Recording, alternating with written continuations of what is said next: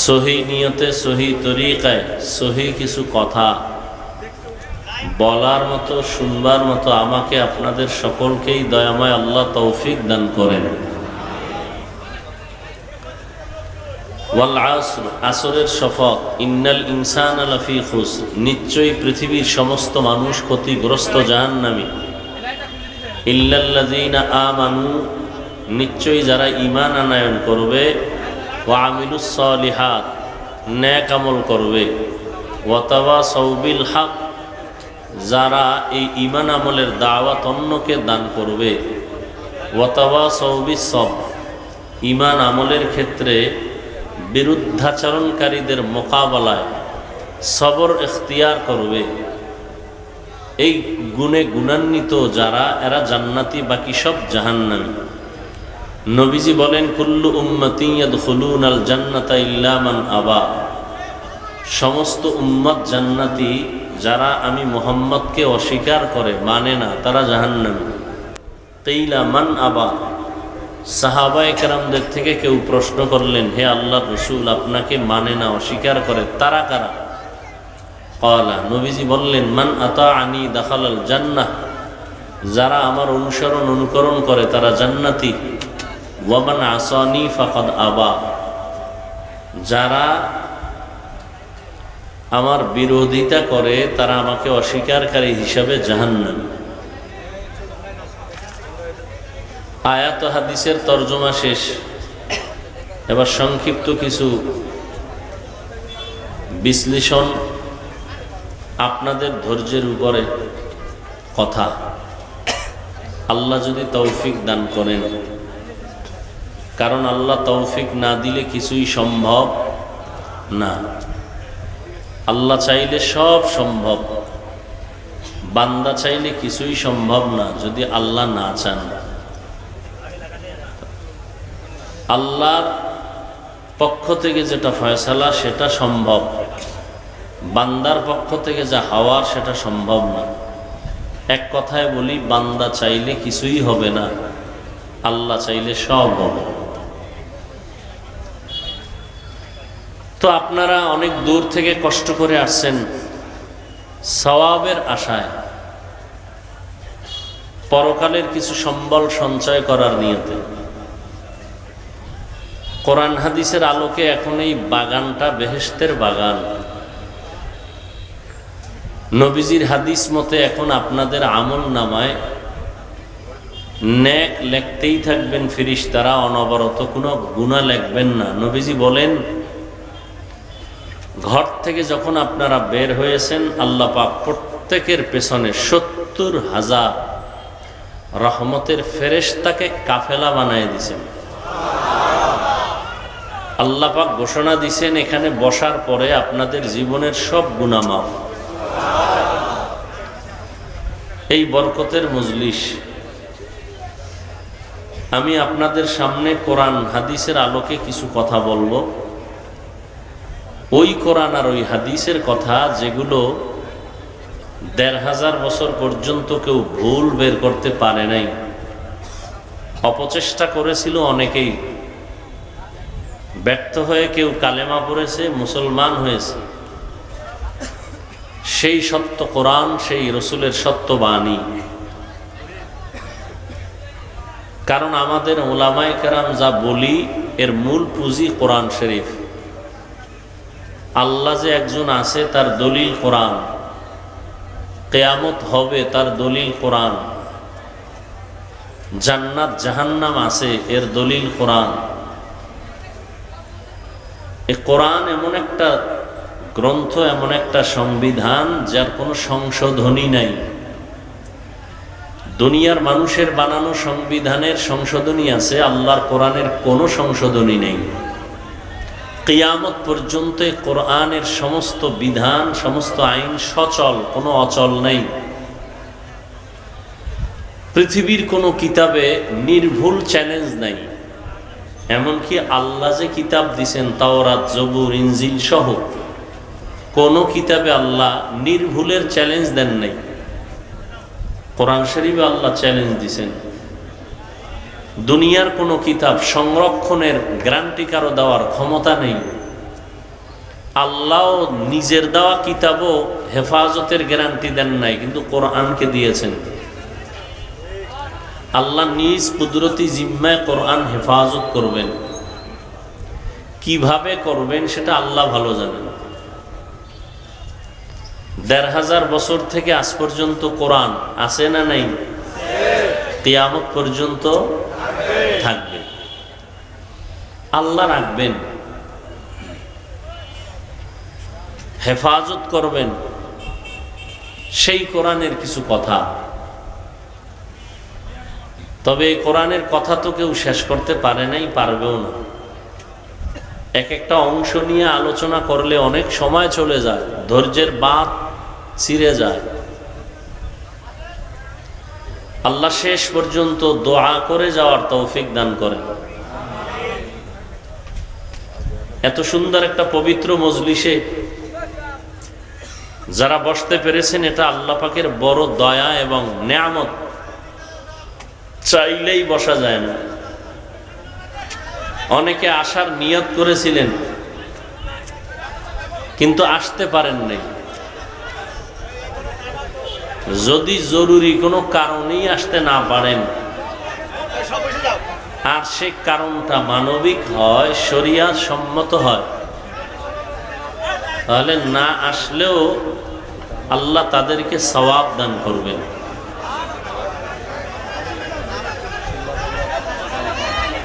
আবার একদল এখানে আসছেন,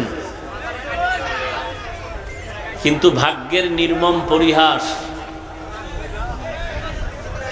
আসছেন ঠিক কিন্তু এই বরকতি প্যান্ডেলে বসতে পারে নাই। এরকম নাই কেউ? এরা কোথায়? এরা দোকানে। এরা কোথায়? দোকানে গল্প গুজবে লিপ্ত। কেউ বা অনেক জায়গায় আমরা শুনি মহিলা প্যান্ডেল তাওয়াফ করে। মহিলা প্যান্ডেল তাওয়াফ করে। একটু আগেই কিন্তু আমি বলেছি, বান্দা চাইলে কিছুই হয় না, আল্লাহ চাইলে সব হয়। এর নাম কফাল। নবী কলিজা দিয়া চাইছেন আবু জাহাল কালেমাওয়ালা হয়ে যাবে। নবী অন্তর দিয়া প্রাণপণে প্রচেষ্টা চালাইছেন চাচা আবু তালিব কালেমাওয়ালা হয়ে যাবে। আল্লাহ আয়াত নাজিল করে বললেন, ইন্নাকা লা তাহদি মান আহবাবতা ওয়ালাকিন্নাল্লাহা ইয়াহদি মান ইয়াশা। আল্লাহ চান নাই। নবী হাজারো চেষ্টা করেছেন, আবু জাহালের কপালে কালেমা আসে নাই। চাচা আবু তালিব কালেমাওয়ালা হতে পারে নাই। নবীজির চাচা আবু লাহাব কালেমাওয়ালা হতে পারে নাই। তাহলে এবার বুঝেন কপাল কত নিকৃষ্ট। নবীজির বয়ানে কোনো ভেজাল আছে? এই সত্য কথাটা বলবেন, স্বীকার করিয়েন, আওয়াজ দিয়েন, মানেন আর না মানেন। সবাই তো মানে না। কারণ আমি নামাজ পইরা, রোজা রাইখা, টুপি পইরা, পর্দা কইরা যেই অবস্থানে আছি, এর থেকে আপনারা অনেকে ভাবতেছেন আমরা নামাজ ছাড়া হুজুরগো থেকে ভালো আছি, তা নামাজের দরকার কি? আর অনেকে তো আপনারা আমাদেরকে বোকাও মনে করেন যে হুজুরেরা আসলেই বোকা। আসলেই আমরা বোকা, সত্যি।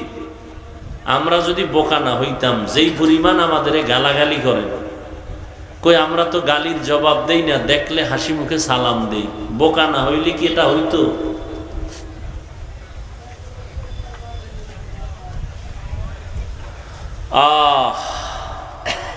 তবে একটু কথা শুনেন খেয়াল করে।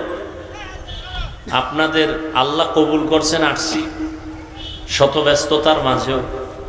জানি না আবার দেখা হবে কবে, জানি না। একটু খেয়াল করে কথা শুনেন, মানেন আর না মানেন, অন্তত সত্য কথাটা সমর্থন করিয়েন, স্বীকার করিয়েন। নবীজির বয়ানে কোনো ভেজাল আছে? সেই নবীজির বয়ানে আবু জাহাল কালেমা পড়ে নাই, এর নাম কফা। চাচা আবু তালিব কালেমা পড়তে পারে নাই, এর নাম কফাল। তা আমাদের বয়ান তো কোনো প্রশ্নই উঠে না। নবীজির বয়ানে যদি কালেমাওয়ালা না হয় তা আমাদের বয়ান তো কিছুই না। আর কপাল যদি খুলে যায় তাহলে নবীজিকে জবাই করতে এসেও কালেমা পড়ে। জানা থাকলে বলেন তো ওই ব্যক্তিটাকে, এর নাম কপাল। আল্লাহ চাইলে সব হয়, বান্দা চাইলে কিছুই হয় না। নবীজির 13টা বছর বয়ান শুনলো, দেখলো, জানলো, এরপরও কালেমা পড়লো না। আর নবীজিকে জবাই করতে এসে কালেমা পড়ে ফেলছে। কিয়ামত পর্যন্ত ধারা অব্যাহত থাকবে।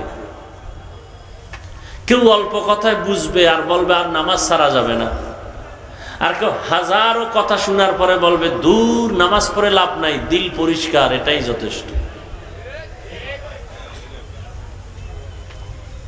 আল্লাহ আমাদের সব ভাইকে হেদায়েত দান করুন। এই জন্য বললাম যে বাড়ির থেকে বলে আসছে অমুক জায়গায় ওয়াজে যাই, কিন্তু কপাল খারাপ, প্যান্ডেলে ঢুকতে পারে নাই।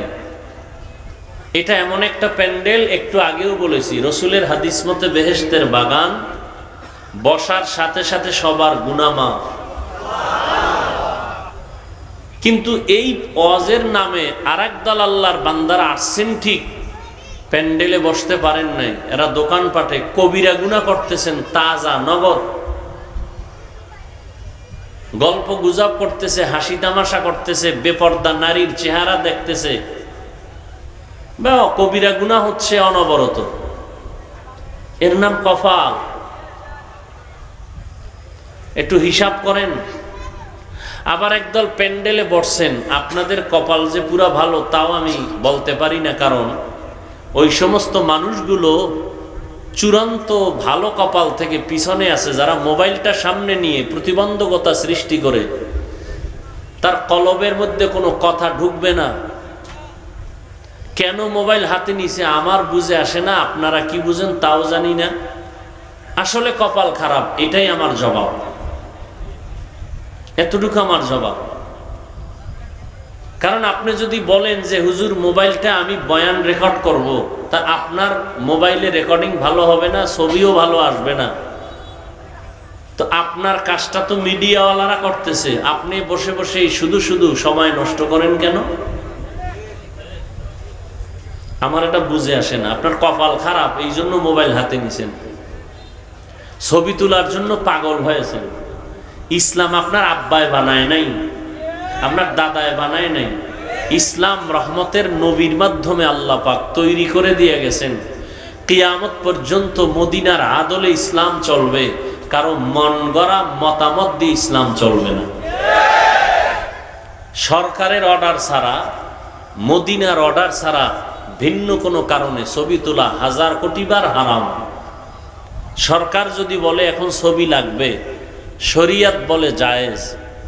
মদিনার রসুল যদি অনুমতি দেন এই কারণে ছবি লাগবে, জায়েজ। এই দুই কারণ ছাড়া ছবি তোলা স্পষ্ট 1000 কোটি বার হারাম।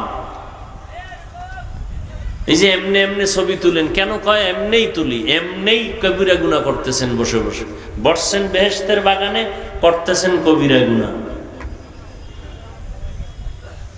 বলার দায়িত্ব আমার, মানবেন কিনা সে দায়িত্ব আপনার।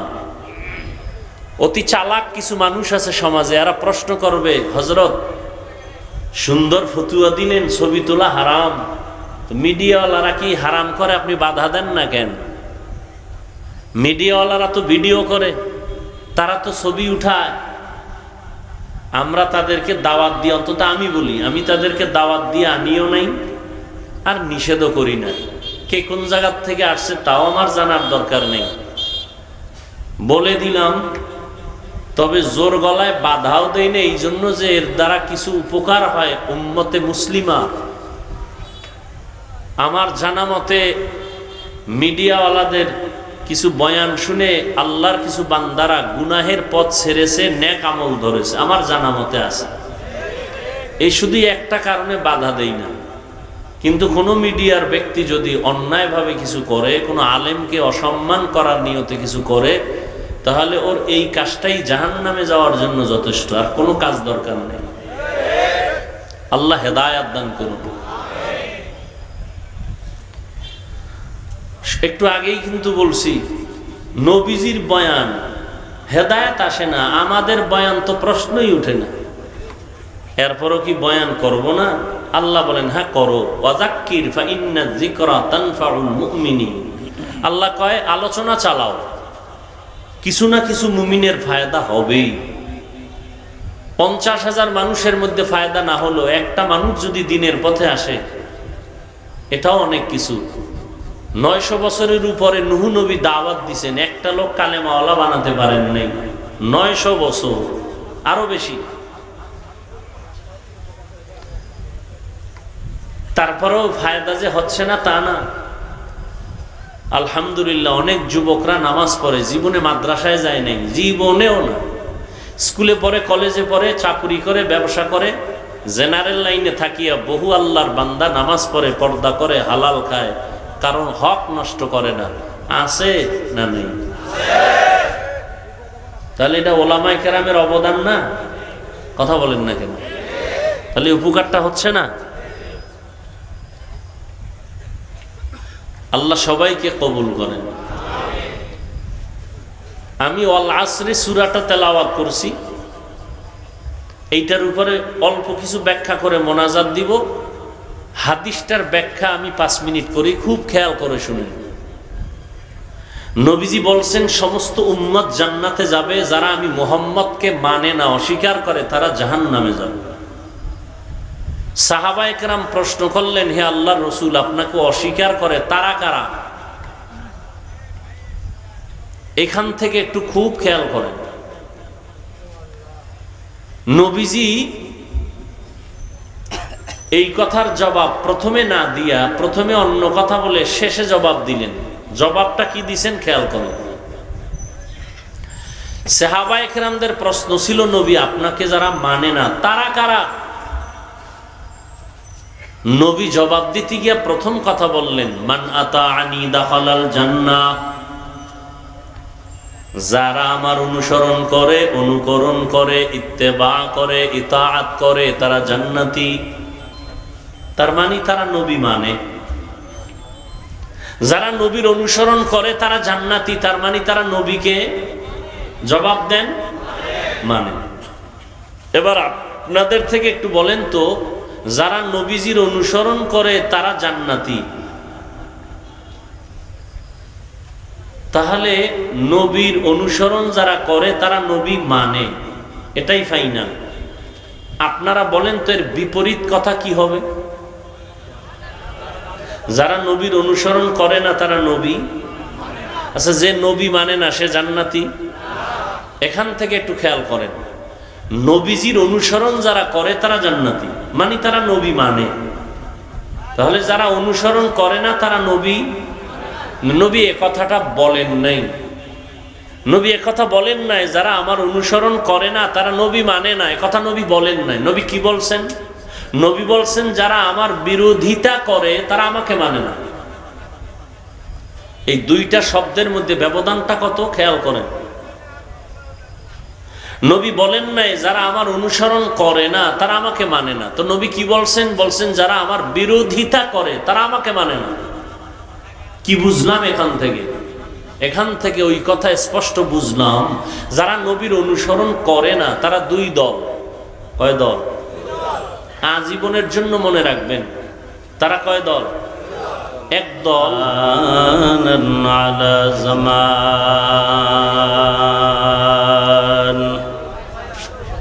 কামা ফাদ্দালা মাকানান আলা মাকান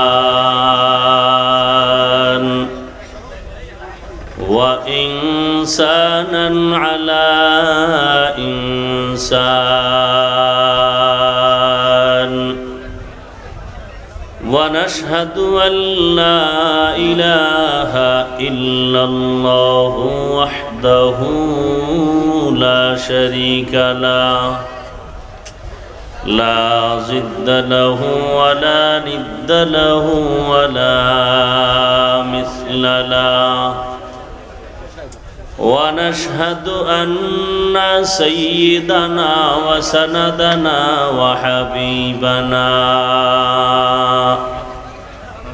وحبيب ربنا وطبيبنا وطبيب قلوبنا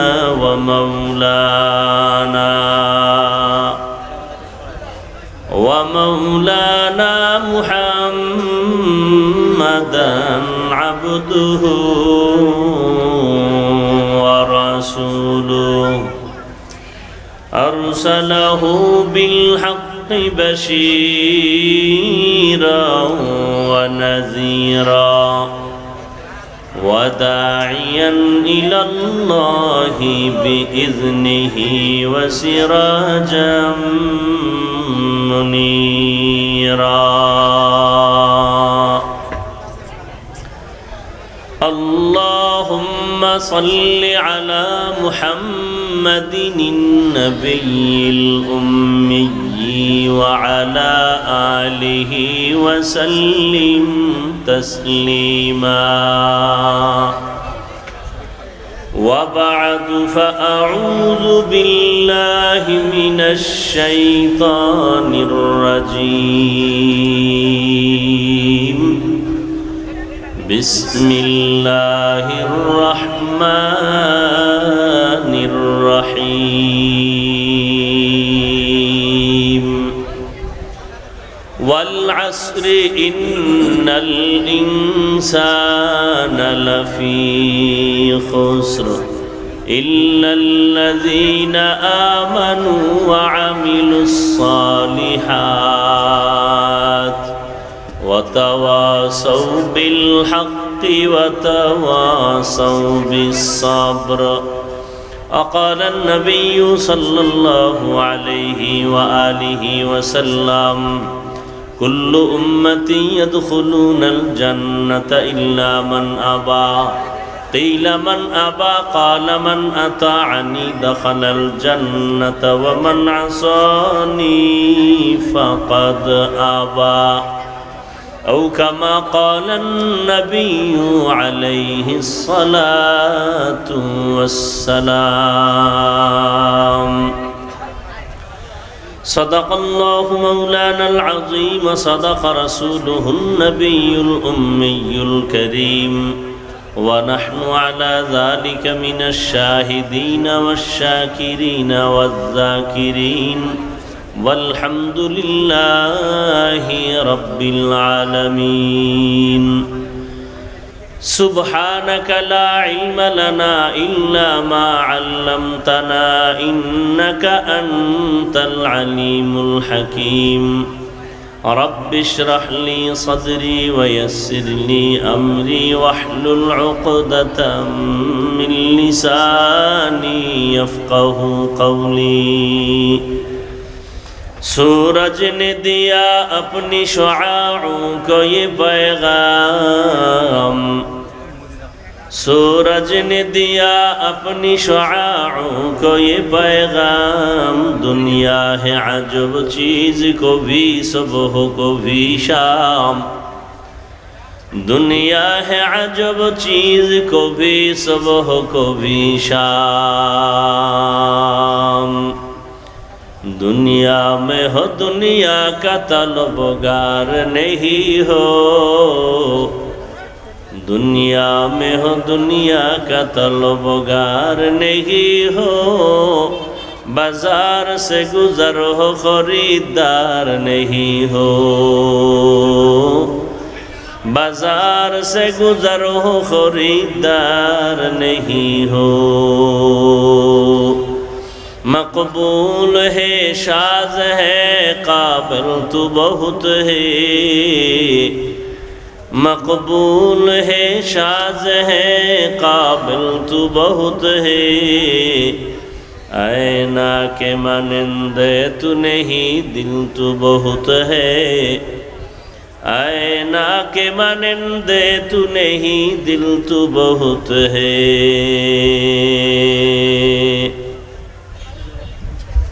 এই সাউন্ড ঠিক করো তুমি।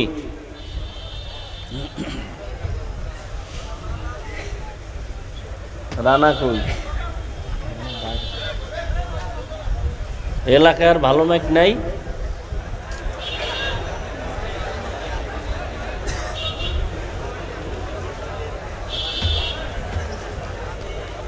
নাদুরিয়া চৌরাস্তা আলহাজ মুমতাজ উদ্দিন সোলেমানি বেগম হাফিজিয়া মাদ্রাসা কর্তৃক আয়োজিত আজকের এই ওয়াজ মাহফিল 16 জুলাই 2024। মহতি এ মাহফিলে উপস্থিত মোহতারাম সম্মানিত সভাপতি জনাব এস.এম. গোলাম মুস্তফা তারা সাহেব, প্রধান অতিথি জনাব মোহাম্মদ তানভীর ইসলাম সাহেব, অন্যান্য অতিথিবৃন্দ, হযরত উলামায়ে কেরাম, অত্র অঞ্চলের বিভিন্ন স্থান থেকে আগত আল্লাহ পাকের আশিকিন, জাকিরিন, শাকিরিন, মুহিব্বিন, মুরব্বিয়ান এজাম, কলিজার টুকরা আমার সমবয়সী যুবক বন্ধুগণ, স্নেহের ছোট ভাই, পর্দার আড়ালে মাইকের আওয়াজ শ্রবণরতা সম্মানিত মা ও বোনেরা, আল্লাহ পাকের দরবারে লাখ কোটি শুকর যে আল্লাহ পাক রব্বুল আলামিন এই ফিতনার যুগে হাজারো লাখো মানুষের মধ্য থেকে বাছাই করে পৃথিবীর শ্রেষ্ঠ মজলিস, উলামায়ে আহলে হকের মজলিস, গুনাহ মাফের মজলিস, তওবা কবুলের মজলিসে আমাদেরকে কবুল করেছেন, সুস্থ রেখেছেন, আশা বসার তৌফিক দান করেছেন। নিয়ামতের শুকর আদায়ার্থে মহব্বতে দিল থেকে জবান খুলে পড়ি আলহামদুলিল্লাহ।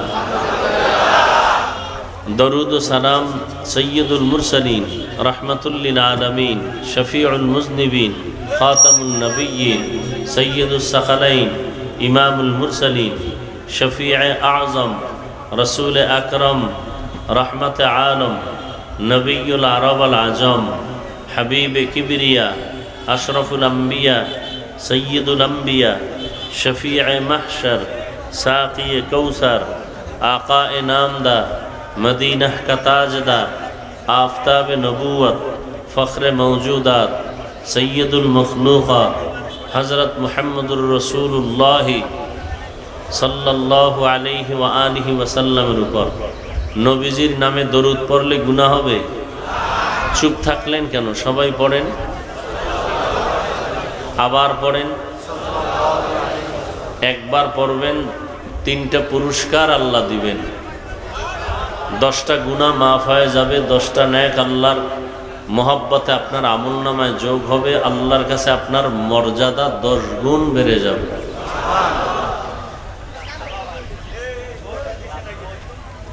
হযরতে উলামায়ে কেরাম আপনাদের কাছে আলোচনা পেশ করেছেন। অল্প দিনের মধ্যেই এই সুন্দর আয়োজন, সময় পরামর্শ অর্থ দিয়ে দোয়া করে উপস্থিত হয়ে মাইক, লাইট, প্যান্ডেলের ব্যবস্থাপনার মাধ্যমে সহযোগিতা যারা করেছেন, এলাকার যুবক, বৃদ্ধ, ব্যবসায়ী, শ্রমিক, চাকুরিজীবী, বিভিন্ন শ্রেণী পেশার মানুষ, জনপ্রতিনিধি, প্রশাসন, উলামায়ে হযরত, আইম্মায়ে মাসাজিদ, প্রত্যেককেই আল্লাহ পাক এই খিদমতের বরকতে দুনিয়াতে শান্তি, পরকালে চিরমুক্তির ব্যবস্থা করে দিন।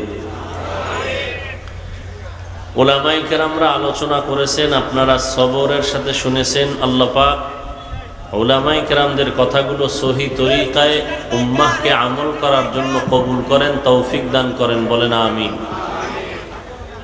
উলামায়ে কেরামের ইজ্জতকে আল্লাহ পাক বেশি বেশি বাড়ায় দেন। ভাই এত কথা বলেন কেন?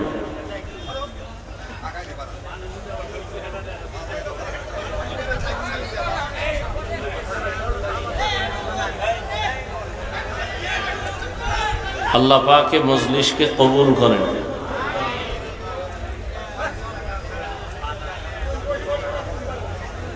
আমি আপনাদের দোয়া নেওয়ার আশায় হাজির হয়েছি এবং সংক্ষিপ্ত আলোচনার নিয়তে কোরআনে হাকিমের শেষের দিকে একটি সূরা, সূরাতুল আসর তেলাওয়াত করেছি। নবীজির অসংখ্য হাদিস থেকে একটি হাদিস পড়েছি।